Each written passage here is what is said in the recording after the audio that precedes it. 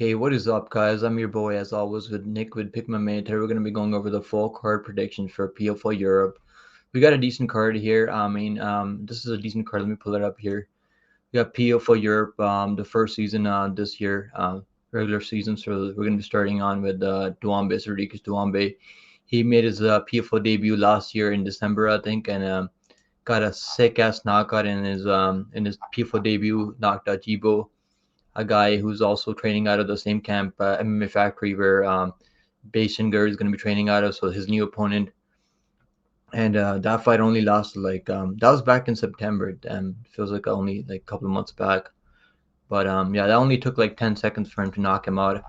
He knocked him out with the left hook, nasty left hook. It was put him right to bed, and that was a nasty knockout there by Doumbé. And I stayed away from him betting wise. I didn't really bet on him last time. I wasn't sure.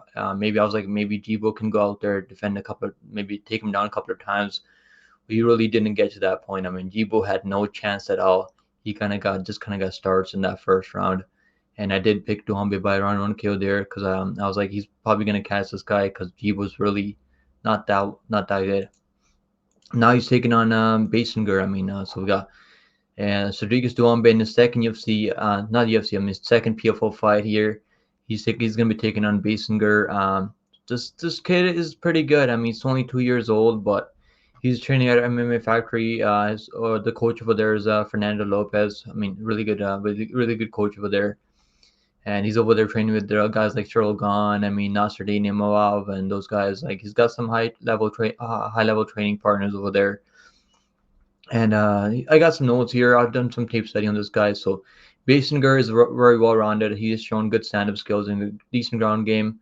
He can time some beautiful takedowns. He's very young. I mean, 22 years old. He's been fighting since he's like 16, 17, 18 years old. I think he had his first pro fight at 18 years old. So he's been very active in the last couple of years. He's had 5 fights in the last 2 years. And I think it's good here. I mean, this is a good test for Doumbé. I mean, this is not a layup for Doumbé here. This is an undefeated guy, Baysangur, who's got a solid chin, good power on the feet. Doesn't really have one punch knockout power like Cédric Doumbé. This fight is basically pick 'em right now. The odds are basically pick 'em. Doumbé opened up on some books at minus 180, minus 170. He has been bet down to minus even money right now on Bet Online, basically even money, minus 115 for each side. So money has been pouring in on Baysangur, and I get it. I was almost thinking about picking him here, but now that the odds are basically pick him, I'm probably gonna roll with the guy that's more explosive, has better stand up here. I think Doumbé is probably he's in his prime right now, 31 years old. Obviously, doesn't have a lot of experience in MMA. We really don't know how he's gonna look if he gets taken down here by Baysangur. But Baysangur doesn't really have the best control on the ground either. So I think Doumbé does have a good chance here of getting this done. He can drop him maybe a couple of times, hurt him, land the bigger shots. I'm gonna say Cédric Doumbé likely gets it done by decision. I think this could be a stand-up fight for the most of the if Doumbé is able to keep his standing. And I like his kickboxing experience for on the feet here than Baysangur. Baysangur striking is still developing. It's not really there yet, but he's really tight with his boxing. He's got decent kicks. Doesn't throw a lot of leg kicks, but he's got good takedowns though. If he mixes in the takedowns, I could see him in this fight. Maybe just grinding it out. He hasn't really been finishing a lot of people like Doumbé's going out there finishing each one of those guys that he's facing. Obviously, he hasn't been fighting the best level of competition, but even Baysangur, I mean, his team really isn't known for the best grapplers over there. They have decent grappling, but they're when they take on this higher level competition, they don't really have the best grappling and control on the ground. Yeah, I'm gonna go with the Doumbé here. I think Doumbé, like being the world class kickboxer that he is, I think yeah, he should be able to maybe keep it standing and pick him apart on the feed. And I do favor Doumbé striking here. I was gonna pick a Baysangur at minus like plus 140. He was at plus 140 on a union bet when I was doing research for this fight. Now the lines just open on Bet Online. Honestly, Bet Online, the lines are basically even money here, minus 115. I don't know if I'm gonna be betting on this fight. I really don't have a good read on this fight, to be honest, because Baysangur is underrated. I think there's a reason that there's money coming in on him now. but probably just gonna stay away. Maybe take the if they open the totals at 1.5, maybe take the over, because I think Baysangur can even if he loses, probably gonna be by decision. I think he's got a solid chin, but he hasn't really faced anyone with the power of Doumbé, so we really don't know how good his chin really is. But I'm gonna go with Doumbé here at these even money. I'll take the more experienced striker, more experienced kickboxer. But this line is pick 'em for a reason, because Baysangur is obviously more well-rounded. But I'm gonna roll the dice on Doumbé here. Doumbé by decision. I know most people think it'll probably be a knockout. Maybe he can knock him out, but I think this kid's chin seems pretty solid. But we're gonna find out how good of a chin he's really got, because Doumbé can definitely crack. He's got one punch knockout power, like we saw in his last fight. He ended that fight in the first punch that he threw, and Jibo was out cold for at least like 5 minutes. So I'm gonna pick Cédric Doumbé by decision. All right, guys. We got next up. We got Abdoul, the Lazy King, taking on Jack Rand. And I've known about Jack Rand for a minute now. I've been watching his. I've done tape study for him. I bet on his last fight in Brave CF, and I was live during that whole card in Brave CF. And he put up a decent fight there. Got that submission in the third round. I think it was the third round. So he's never been submitted here. This is a good matchup for him too, I think. His last loss was against Ian Gary in Cage Warriors back in 2021. And this fight could have obviously gone either way. I watched this fight back. This is a 5-round fight.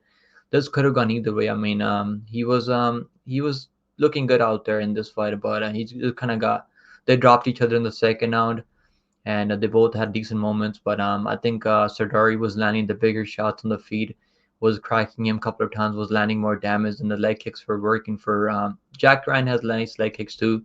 Jack Ryan is very well rounded, has decent leg kicks of his own, decent kickboxing skills, um, and decent takedowns too. His takedown defense is obviously work in progress. His takedown defense is not that terrible. He'll dig underhooks right away to defend some takedowns.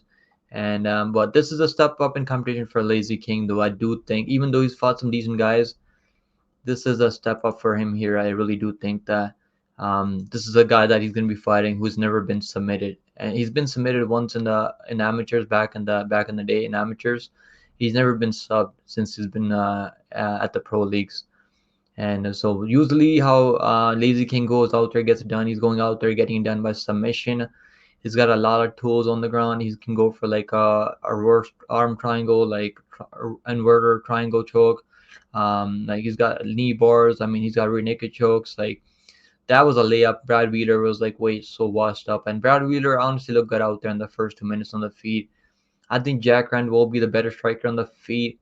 This is a 3-round fight, by the way. I think it's a 3-round fight, right? Yeah, all these fights are 3-round fights. I'm not too sure if Lazy King is gonna get the submission. I mean, I think he's more invested in the game right now. I don't really know how invested Jack Rand really is right now. So, but he's his last couple of losses are on, so we can give him a break. But he's been knocked out a couple of times. Been knocked out 3 times, and Jai Herbert knocked him out. Jai Herbert is a decent opponent though, UFC level fighter, and he's been knocked out back in 2016 and 2015. So sometimes he can be chinny in that first round. I don't think he's really gonna have to worry about the power coming back from a Lazy King here. But I really want to pick Jack Ryan here because the odds are way too wide for this fight, in my opinion. If you look at the odds, yeah. If you look at the odds right here, Jack Ryan is plus 325, and the comeback on Abdul minus 425. I was like so close to picking Jack Ryan here, but I think Lazy King is gonna be relentless with the takedowns, and it's only gonna take one takedown to maybe find a submission. Or I could see him just getting enough control time on the ground to win a decision out here. Really tough fight, really tough fight. I think the odds are way too wide for this one. If you guys do want to bet on this fight, I don't think it would hurt to put maybe like a quarter unit on Jack Ryan at this money line. Honestly, like plus 325 money line. I mean, he's got a chance of getting down if he just keeps it standing and lands nice leg kicks. I mean, outpoints Abdul. Um, but I'm gonna say Lazy King probably gets it done by Is he going to be the first one to submit him? I mean, a lot of people think he's going to submit him. I mean, 97% people seem way too confident in Lazy King here. But I'm going to say he probably gets it done by decision. Maybe like enough control time. Maybe piles up enough control time. I think Lazy King by decision. Maybe he could get a submission too. I'm going to say either submission or decision. I don't think he's knocking him out, to be honest. Hasn't really shown a lot of knockouts in his career. He does have 12 submission in the first round though, so maybe he can lock something up early. So I'm gonna go Lazy King by but we'll probably say by submission. He could probably lock in a submission here, but I don't know. I don't think I'll bet him at this line, to be honest with you guys. All right, guys, let's talk about the next fight. Now we got Ibrahim Mayan taking on Chequina, Noso, Pedro. And this decent matchup here, guys. I've done some tape study for this one too. So Main will be the much longer and striker here and have the height advantage here. We can give him. I think we can give him a break for losing to Nursultan Ruziboya back in the day, back in 2021. So he was looking decent out there. He was controlling Nursultan Ruziboya in that first round. Eventually, so what happened in that fight was Main was attacking a triangle choke off his back, and so like he was attacking the triangle choke, almost had that triangle choke off his back locked in, and Nursultan Ruziboya just picked him up and slammed him down on his head, and Main was out cold. So that's what happened in that fight. He was actually looking good out there as a slam TKO. But honestly, didn't look too bad in the first 2 minutes. He was landing some good body kicks, leg kicks, and I think he was shooting a takedown. Nursultan Ruziboya actually got the takedown, I think, or he got a reversal, either one of those things. But I've done some tape study on this guy too, Pedro. Like he looks way too old in this picture. He's honestly not that old though. But he's 30 years old, so I think Pedro is like, you can't see his age here, but if you go watch his fights, he's like 30 something years old right now. Yeah. So I like Main's grappling and jiu-jitsu here. I don't think he's gonna get slammed on his head here by Pedro. I can see Main finding a submission in this one too. He's had some good moments against Nursultan Ruziboya before he got slammed on his head. Obviously, that didn't end well for him. I mean, but yeah, I could see him getting this done. I'm gonna say Main probably locks in the submission. He's got a long reach and long limbs. He can definitely lock in like some type of submission on the ground here. I'm gonna say he probably gets a finish here in the second round, likely in the second round. Let's look at the odds. So the odds, I haven't seen the odds for this one yet. So the odds for this one, Main, is minus 550. Honestly, like I would just not touch this line. I don't like a lot of betting spots for this card, to be honest with you guys. Maybe some of you are more confident than I am on this card, but I don't think I'll pull the trigger on a Main here, because he does have some negative fight IQ, but he's a guy that's gonna go out there he's gonna go out there, look for submissions or a finish. He can definitely give up a good position on top, looking for a submission, and then land on bottom and maybe get grounded and punted by Pedro, because Pedro does have some good power. He's a stocky dude, but I feel like this is he's gonna get outskilled in this one. Yeah, I'm gonna go Main, Ibrahim Main by likely by submission. I'm gonna say second on submission here, maybe a first on submission too. All right, guys. Next up, we got Yazid Chouchane taking on Ignacio Capella. Good matchup here. I actually like this matchup. I think this is a good matchup for both of these guys. Let's look at the okay. So Yazid Chouchane. I mean, I had a bet on him last time. I think it was a slight underdog in that one, and it was disappointing. I mean, he was shooting takedowns. He was looking okay and on the feet here and there.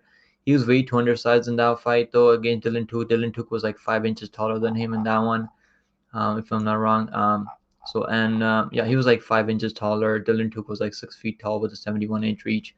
And he took his back in a grappling exchange and submitted him in the second round. But he's had some good matchups. I mean, he beat this guy by just outworking him throughout 3 rounds, mixing in takedowns, looked decent on the feet too. And this is a good matchup for him, though. I mean, you can't see this dude's height and reach here, but he's very similarly sized. I mean, he's not that tall. He's like 5'8" or I think he's like 5'6" or 5'7" or something like that. He's not tall, long, or rangy like Dylan Took. This is a good matchup for Yazid though. So I think Yazid probably gets this done. I'm not sure how good Ignacio is because he hasn't been all that active. He hasn't fought in 2 years. He fought in Anthony Pettis FC 2 years ago and had a really close fight in there. And but he's got some knockout power too on the feet. He's gonna throw heavy, big shots on the feet. But he's only had five fights. He's only fought five times in the last 8 years. So I'm gonna pick the guy that's been more active here, even though people are picking Capella here. I don't blame him because the G did look terrible in his last fight. And yeah, he got knocked out by Muhammad Yahya, a fighter who's in the UFC now. So we can cut him some slack for that one. I'm gonna go Yazid here by decision. I think he's likely gonna get this done by decision. Just mixing in takedowns and maybe out-striking him, landing the more output out there. And if you look at the lines here, like the lines, honestly, like the lines aren't that terrible for this one. Yazid minus 155. I mean, he was minus 170 like yesterday, so money has been coming in on Ignacio Capella. But I'm gonna go with Yazid. I think he's gonna get this done. I think he's gonna bounce back here. He's been more active. I don't like picking fighters that are not out there fighting on the regular. At least fight once a year, right? Like this dude's only fought 5 times in the last 8 years. You really gotta question how serious he's really taking his career now. But yeah, I'm gonna go with the Yazid. I think Yazid likely gets this done by this season. I like if you guys can find the over 2.5 or something, I'd probably do the over 2.5 here. All right, guys. Next up, we got Jakub Kaszuba taking on Kane Mousah. This is a high confidence pick here, guys. I'm not that confident in some of these fights on this card, but I've seen everything that I needed to see in Kaszuba's last fight. I had a couple of units on him against John Mitchell. This dude almost looked like he was out cold at a couple of those times. He almost looked like he's about to get finished. And man, this dude is tough, man. He's not gonna go out there give up on himself. Kaszuba is an absolute junkyard dog, and because he was so close to being finished in that last fight against Terrence Mitchell, then he was able to weather the storm early, then get that ground and pound TKO from back control. He got the takedown and was letting some nasty ground and pound go. And yeah, this dude is tough, man. He's gonna fight for your money. He's gonna do everything he needs to do out there to get a win, get it done. And I like his toughness. I like his cardio. Obviously, what I don't like about him is he just has a low stance when he's striking. He can leave his head on the center line, which is why Mitchell was catching him so fast. I mean, so regularly. But I think this is the easier matchup for him here. Kane Mousah. I'm not really high on this guy. He's got some couple of wins in Bellator. I mean, but yeah, I'm gonna go with the Kaszuba by knockout here. I think he will get this done by knockout.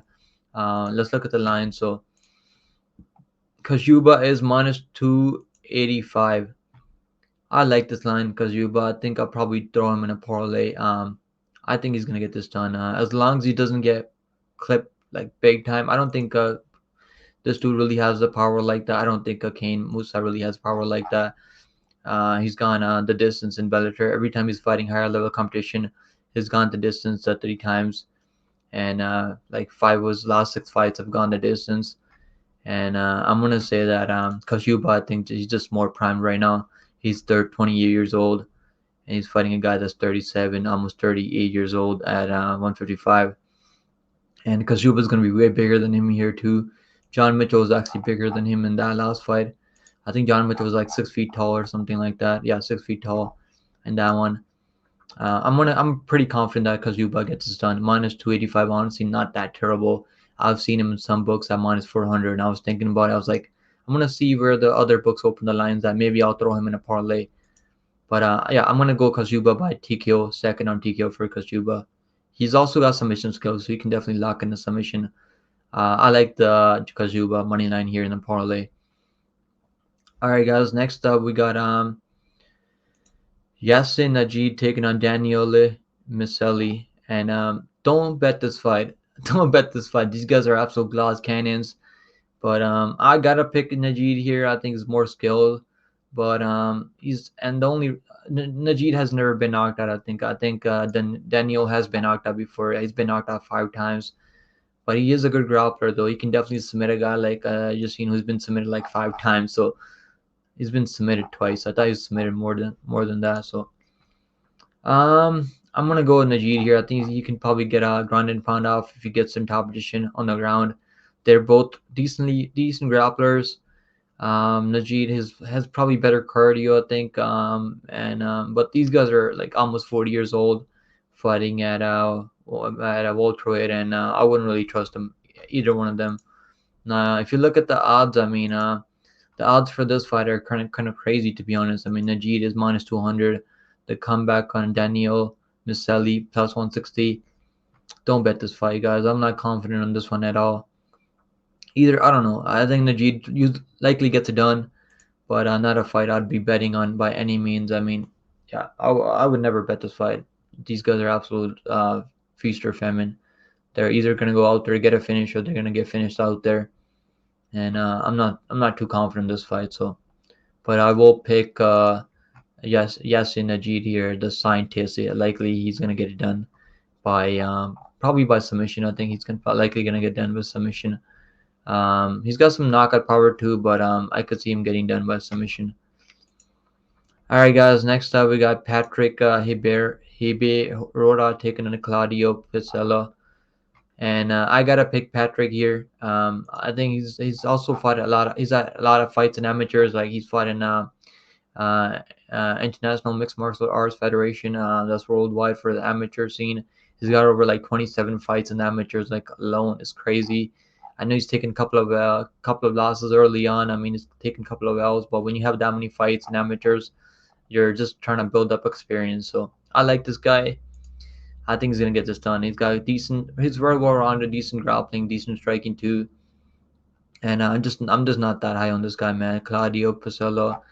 Yeah, he's all right. I mean, he's not. I don't think he's all that good. He knocked out Alexander Yankov. I mean, but I don't. That was an impressive performance in my opinion, and it was in the third round. I'm gonna go. Yeah, I'm gonna go with the Patrick here by likely by. Is he gonna knock him out? I could see a knockout. He's got power on the feet too. I'm gonna say he knocks him out in the first round, likely in the first round. And do we have odds on this one? Patrick. Patrick.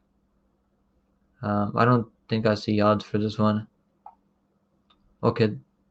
Yeah, I don't think we got odds for this one. Yeah, we do have odds. So Patrick is minus 450. I think Patrick gets this done by a knockout. All right, guys. Next up, yeah, I think Patrick gets this done. We have odds right here, minus 450 for Patrick. Habirora. I think he's gonna get it done by like a first round TKO or second round TKO. He's also got submission skills, so you can definitely lock in the submission, but likely gonna be TKO, I think, on the feet here. All right, guys. So that's gonna be the pick. Patrick Habirora by TKO in the first 2 rounds. All right, guys. We got Marian Dimitrov taking on Erhan Kartal. This is a weird fight, guys. I mean, both these guys are like big time. They're juiced to the gills. Um, I don't know who's gonna win this fight. I'm not confident at all in this one, to be honest with you guys. I'm gonna go with the underdog. Y'all just hate the underdog. Cartel. I mean, I'm not that high on him either. He's kind of chinny. He throws big hooks. Doesn't really have the best setups out there. And both these guys can go for takedowns. I mean, I've seen both of them mix in takedowns. And Cartel is underdog here. Cartel plus 160 here. And I've watched some tape on Dimitrov, and I don't know. He's only fought once in the last 4 years, and you guys know me. If you're only fighting like once, like every couple of years, I can't pick you, especially when you're favored in that one in the fight. I mean, he lost the fight to Christian Leroy Duncan. I mean, we know CLD is really good. He went out there in a Vegas 87 and got a really good performance over Claudio Habiro. Grounded pound TKO, so there's really no shame losing to Leroy Duncan. But I'm still gonna go with the underdog here, Cartel.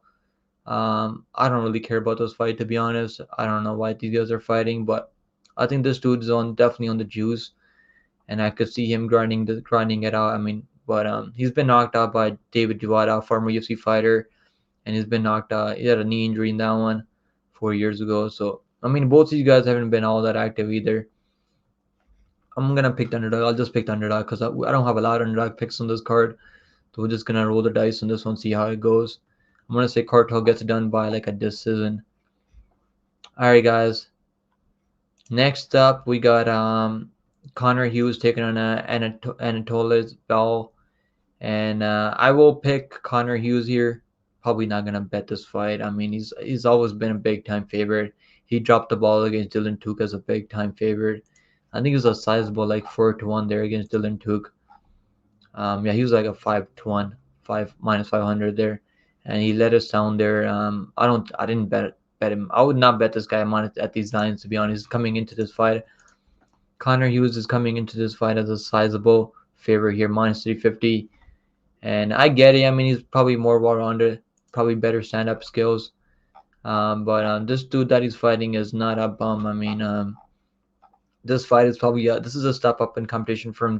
They both have a common opponent, Sebastian Santana Guedes. They both knocked him out, and they both knocked him out in the second round. I think it took Ball until the second round. He got a ground and pound stoppage, but he honestly didn't look too good out there on the feet. He kind of looked slow, but he was able to use his size and the ground game to get it done by knockout ground and pound. And Connor Hughes honestly didn't look too good out there either. I mean, but I think Connor Hughes is probably more skilled, has a higher ceiling, and I will pick him here by probably by decision. I don't think he's finishing this guy. This guy seems really tough. He's been finished before. Maybe he can go out there finish him, but I'm gonna say he gets it done by decision, probably 29-28 or something close like that. Don't bet this fight, guys. Don't bet Connor Hughes at minus 500. There's really no need to do that. All right, guys. Next up, we got Alexander Sizov taking on Daniel Skatizzi, and I want to pick Alexander Sizov here. I think he can definitely win this matchup as long as he keeps it on the feet. He honestly isn't that terrible on the feet. He's actually got decent skills on the feet here. He's got good stand-up, good boxing, good body shots. I mean, he can definitely Sizov can definitely has great pressure. He will put a pressure on his opponents from the start. Seems comfortable on the feet. Very nice boxing. Has power on the feet too. Doesn't really have not one punch knockout power, but he can definitely drop guys. He dropped that guy Hussein in that first round, and then Hussein was taking him down. He did have. I mean, people want to take him down. People can definitely take him down. He doesn't have the best takedown defense out there against Hussein. I mean, he was able to get a reversal on Omar Hussein. Hussein kind of gassed out and gave up that rear naked choke in that second round. But I mean, against Duke, I mean, Duke took him down whenever he wanted to take him down. But in the second round, he was able to defend some takedowns in the second round. And then he was piecing up Duke in the second round. I mean, he almost knocked him down in that second round. Eventually, Duke was able to get a takedown with 30 seconds left in the second round. He was able to survive and came back in the third round. He was able to get another takedown, control time, look for submissions. And in that first round, I mean, Duke was so close to locking in that rear naked choke a couple of times. And they called it a draw. I mean, if you go watch that fight back, they called it a draw.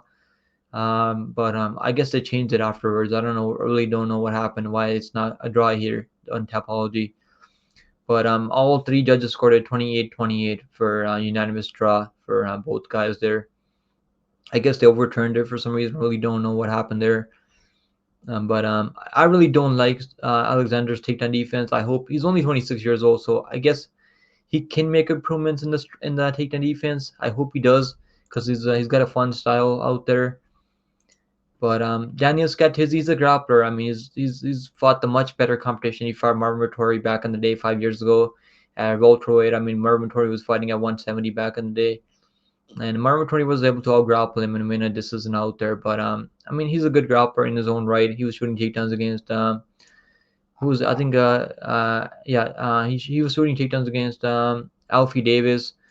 Alfie Davis was able to defend the majority of his takedowns and just piece him up on the feet, landed more damage. And Skatizzi was looking like he was getting tired in the second, third round. He was slowing down a ton. But he's tough though. He was still walking forward, looking for takedowns, trying to get Alfie Davis up against the fence. Couldn't really get the takedowns later in the fight though. So Alpha Davis was able to piece him up on the feet, land more damaging shots, land some nice body kicks. If and he's fought. I mean, losing to Vladimir Tokov, honestly, no shame in that one. He was favored to lose that one. Then he lost to Dimitri. I mean, he should have won that fight, but this dude seems like he's legit, Dimitrov. But I'm gonna go with underdog. I'm gonna take the chance on Alexander Sizov. I'm not confident. I mean, he's underdog, slight underdog here. It's not a big time underdog here. Alexander is plus 120. He's gonna need to defend the takedowns because Scatizzi is honestly not a bad. He's a decent grappler, and if he goes for all in on the grappling, he can definitely take this guy down and hold him down. I could see Scatizzi taking this to the ground, getting it done. That's why he's probably the favorite here, minus 150. Slight favorite, not a big time favorite, because Sizov I think has better stand up. And but Scatizzi used to fight at welterweights. I think there's a size difference between the two. Scatizzi can probably go out there, use his size, and take this guy down and hold him down. But I hope that Sizov is out there putting in the work in the grappling.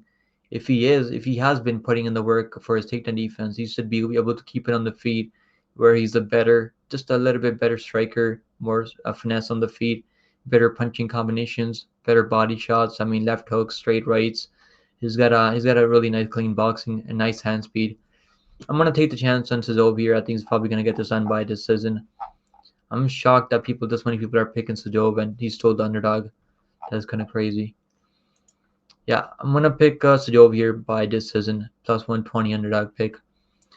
All right, guys. Next up, we got Thomas Langowski taking on Florim Gendeli, and I think this is the fight that I was talking about. Both of you guys are absolute cans. I mean, they're both absolute glass cannons. But Gendeli, I mean, he's been knocked out one time. He got knocked out by like Maurice. But I'm gonna pick Gendeli here. I think is likely gonna win this fight. I don't think Langowski is all that good.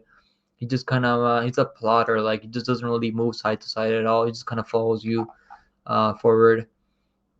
Yeah, Langowski is kind of a brawler. Not much technique behind his game. He's also very stationary, who will follow his opponents the whole time instead of cutting them off. It just kind of like walks in straight line. I mean, just doesn't really have any footwork out there. I think Gendeli will be able to get this done by TKO. I think he's gonna knock this guy out. If you guys want to drop the totals, I'll take the under 1.5 or under 2.5 rounds in a parlay. I actually like the under 1.5 here. I think Gendeli can go out there, knock this guy out, likely in the first or second round. I think it's probably going to be under 1.5 rounds. I'm probably going to take under 1.5 rounds here because both these guys. I mean, Langowski is an absolute can. I know he's got a couple of wins in EMC and these other promotions, but he's pretty horrible. He's very aggressive though, so I think either he can go out there, catch a guy like Gendeli on the feet, which is unlikely. I don't think he's catching him. I think Gendeli's got the reach longer. He's longer, rangier, better kicking game out there. And I think Gendeli likely gets it done by TKO in the first round. And it should be a fun matchup though. I mean, but Gendeli sitting at like it's a wide favorite here. I think Gendeli is coming into this fight as Gendeli is coming into this fight as a minus 350. Honestly, like the line is way too wide. You might as well just take the money line here in Gendeli. I think Gendeli likely gets it done by TKO in the first round. And Langowski is horrible. I'm not high on him at all. I think he's not that good. But he does have some power on the feet. If he connects, he can definitely drop this guy Gendeli because Gendeli striking defense needs a lot of work for his striking defense. But I could see him staying on the outside, just picking apart Langowski and knocking him out. And the way he got knocked out by who knocked him out? I think it was this guy Jovan Marzonski, who's also like longer and rangier, and he was able to knock him out. I mean, this dude was way bigger than him though. Gendeli honestly isn't as big as him. This dude was 6'3". Yeah, he looked way bigger out there, longer and rangier. But I think Gendeli should be able to get this done by a knockout in the first round. All right, guys. Next fight is going to be a really decent matchup here. We got Mark Ewan taking on Andreas Binder. And I am pretty confident Mark Wayne is gonna win. Now, before I did tape study, I was like, yo, because Andreas Binder was supposed to be fighting. I think he was supposed to be fighting Scatizzi back in December. I think. Yeah, it was back in December. He was supposed to take on he was supposed to take on Scatizzi, and I was picking him to win against Scatizzi. I was like, maybe he can go out there, defend some takedowns, and land enough damage on the feet. But this is a whole another matchup for him here. I actually think Mark is really good, man. Mark has shown. Yeah, Binder was supposed to fight Scatizzi, yeah, back in December, but that fight was canceled. I really don't know what happened in that fight. But yeah, Mark is very well rounded, dangerous on the feet, on the ground. He's like good everywhere. Beautiful boxing and shot selection to the body and head. He can mix in some nice leg kicks.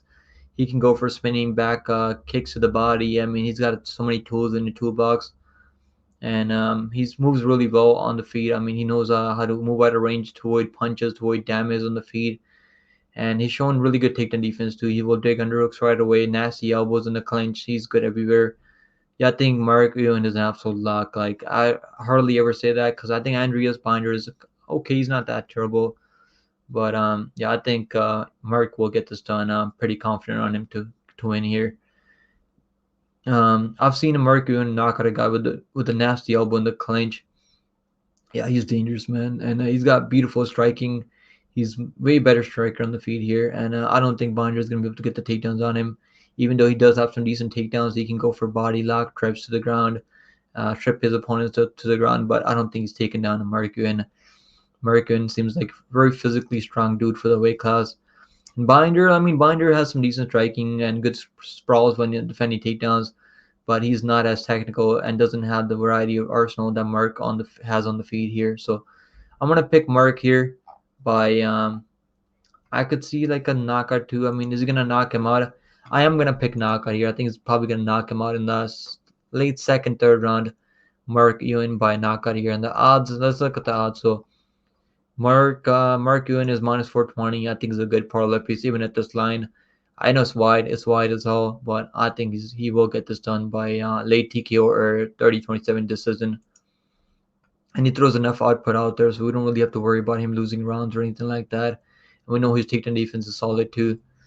So the pick is Mark Win by like a maybe like a third round TKO, maybe like a second, third round TKO. I'm gonna say late second on TKO for Mark, but he can also win decision too. He's won decision before, I think. But he made his debut in Bellator, got a sick ass knockout over there with an elbow, nasty elbow, and he just really put it on him. And that was in the clinch too. That was a clinch, that elbow that he landed there. And yeah, he's I think he's won decisions before, hasn't he? Yeah, he's won decisions. No, he's never won decisions. I guess in amateurs he lost decisions. But this fight was a split. But that was amateurs. I mean, since going pro, he's finished most of his all of his opponents. I mean, I guess. But I mean, he looks good out there. Even when the fight is dragging on a bit, he's actually putting a ton of volume out there, defending takedowns, and the optics are looking okay for him out there. It's not like his defending takedowns and not being able to let his striking go. Yeah, he looks good out there. I'm gonna go with the Merc by TKO. That's the pick. All right, guys. Next up, we got Jonas Najid taking on Kevin Dale. I have to pick Nazir here. I think Nazir will get this done, but don't bet this fight, guys. I mean, both these guys they get submitted all the time, like it's their job. And Najid has been submitted like 5 times. I mean, yeah, he's been submitted 4 times in the second round, once in the third round. But he's looked okay out there in the last couple of fights. I mean, Kevin Dale is horrible. I watched tape on this guy. I would never want to watch another fight of his because he's horrible. And he's probably a good guy, but his fighting style is horrible, not fun. But he's got some good skill, good submission on the ground. He's got 3 submission wins in the first round. He can definitely catch Najid here on the feet. I mean, on the ground. I mean, because Najid does put his neck in a lot of danger sometimes. Najid is very reckless, and he can get caught in many submissions. That's what I wrote down in my notes here. And when he is in the grappling exchange, is not a guy I would ever bet, let alone at minus 650. Yeah, I would stay far away from this one. He has been submitted 5 times in his career by very low level opponents, but he can get into full mount and rain some nasty ground and pound. That's where he's super dangerous. Once you let this guy get into full mount, he's gonna be landing some relentless ground and pound. He can get a stoppage out there. Both of these dudes are the definition of glass cannons. That's basically what I wrote down in my notes here. So I'm gonna pick Najid here by like a TKO ground and pound stoppage. All right, guys. Once again, make sure you guys hit the like down below. So, think about becoming a member, guys. I don't think many people are out there dropping picks for PFO. I'm out here. I did at least like what 15 to 20 hours of tape study for this card because I didn't really have a clue who some of these prelim fighters were. I've seen some of these main card fighters before, but it takes a ton of time to do these for these videos for me to go out there and make picks for videos like these. So make sure you guys drop a like down below, leave a comment down for the YouTube algorithm, and become a member to support what I'm doing here, guys. And now let's get into it, guys. Last final fight on the card. We got let me pull up a notes here. So we got Mikhail Grog. Holy shit. I'm never gonna get this guy's name right. So he's gonna we got there's not even any nicknames out there. So we got Mikhail Grogu taking on Islam Masaraf. And Mikhail moves very well for a guy his size. A very big dude for the weight, like for this heavyweight weight class. He's gonna have a weight advantage over Islam Masraf here. Masraf probably gonna be much quicker. He's more athletic, I think, on the feet. I don't think he's got more power though. I think Mikhail has more power on the feet here. Mikhail has good jabs. I mean, he's got a nasty jab, nice body shots that he will use to set up his straight punches up top. Fast hand speed for a guy his size. Nice combinations along with big knockout power. He has power in both of his hands. Nice left hook, overhand right. Mostly drops opponents with that straight right hand that he just throws out there, whips out there, which is a straight missile right down the middle. And now, if we're talking about Masraf here, Masraf, I think he's more well-rounded. Probably has a grappling upside here. I think he does have the grappling upside here, but I don't know if he's going to be easy to take down Mikhail. I haven't really seen this guy get taken on. This fight that he lost was a disqualification, illegal soccer kick, by the way. So if you guys are looking at that, but I don't even think we have odds for this fight, to be honest. But I think Masraf, like if he can get the takedown, he can definitely finish the fight. He's got some nasty anaconda chokes. He's got some nasty submissions. I mean, he submitted guys with the guillotine choke. That guillotine choke was nasty. That's like a fully mounted guillotine choke, and he almost took that guy's neck off his body. So that was nasty. But I wasn't able to find a ton of tape on these guys. But I'm gonna go with the Mikhail. I think Mikhail likely gets it done by knockout. If he lands a clean shot on him, he can probably get it done. If he gets taken on, I don't know how he looks off his back, to be honest. But yeah, those are the picks, guys. I don't think we have odds for this one, right? I haven't really seen odds for this one. Yeah, there's no odds for this fight because they just made the fight, I think, like a day ago. But yeah, so those are the picks, guys. We'll go over the picks. So I got Garagu by like a TKO, Najid by TKO, Mark Ewan by TKO, Jindali by like a TKO, yeah. Sizzle by decision. We got Connor Hughes by decision, I think. Kartal by decision. He could go out to get a knockout too, though. But I think decision. He's got decent, well-rounded skill set. We got Patrick by TKO, and Yassin Najid by probably like a submission or TKO finish. Jakub Kaszuba by TKO. Yazid Chouchane by decision. Ibrahim Man by TKO. By submission, I mean TKO submission on the ground. I think it's going to be a ground finish. Abdul Dalizi King by probably by decision, and then Doumbé by decision. So those are the picks, guys. Make sure you guys hit the like down below, and leave a comment down below for the YouTube algorithm, and think about becoming a member to support my work here.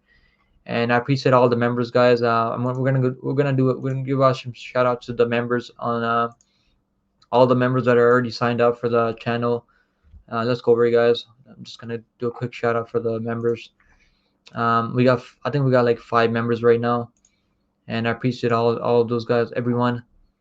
We got a shout out to Trevor Herman, shout out to Luis Amperano, shout out to TG, shout out to Angela Rosendahl. She's a really good person. I appreciate your support, Angela. Nate Brown again. I mean, I was out here gifting memberships to the community, and I appreciate all you guys, man, for supporting my channel and supporting my work. And I hope you guys enjoyed this full card PFO prediction video. Took me a ton of time to make this. I was gonna make this last night, but then I had to do more tape study.